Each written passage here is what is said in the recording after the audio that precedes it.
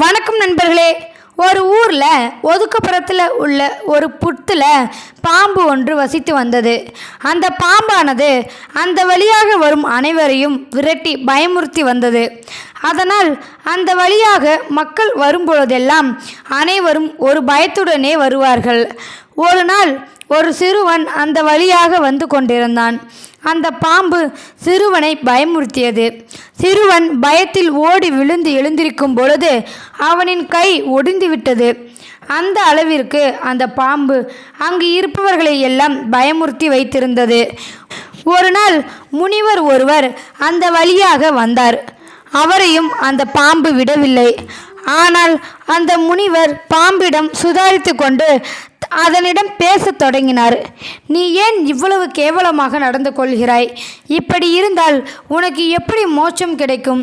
இனி இந்த மாதிரியான பாவ செயல்களில் ஈடுபடாதே என்று கூறி அந்த பாம்பிற்கு தீட்சை அளித்துவிட்டு சென்றார். அன்றிலிருந்து அந்த பாம்பு யாரையும் தொந்தரவு செய்யவில்லை. இப்படி இருக்கும் பொழுது அது புற்றை விட்டு உணவு தேடி வெளியில் வரும் பொழுதெல்லாம் அங்கு அருகில் விளையாடி கொண்டிருக்கும் சிறுவர்கள் கல்லால் அடித்து கொண்டு இருந்தனர். ஆனாலும் அந்த பாம்பு அவர்களை ஒன்றும் செய்யவில்லை. இப்படி இருக்கும் பொழுது அந்த பாம்பிற்கு அடிப்பட்ட காரணத்தால் அதனால் உணவு தேடவும் செல்ல முடியவில்லை. உடல் சோர்ந்து விட்டது. உணவு இல்லாமல் உடலும் மெலிந்து விட்டது.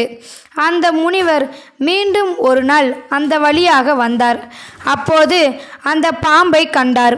உடல் முழுவதும் காயங்களுடன் மிகவும் சோர்ந்து போய் இருந்தது. முனிவர் காரணத்தை கேட்டார்.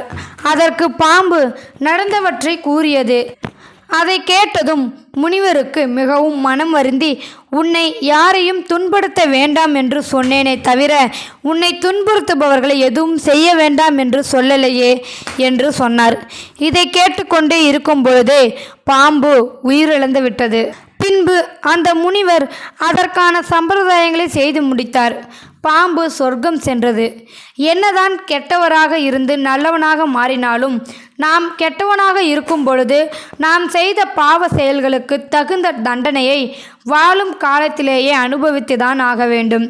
அதற்கு இந்த பாம்பு ஒரு உதாரணம். அதனால் வாழும் காலத்திலேயே பிறருக்கு எந்த பாவமும் செய்யாமல் நம்மால் முடிந்த உதவிகளை செய்து மகிழ்ச்சியாக வாழ வேண்டும்.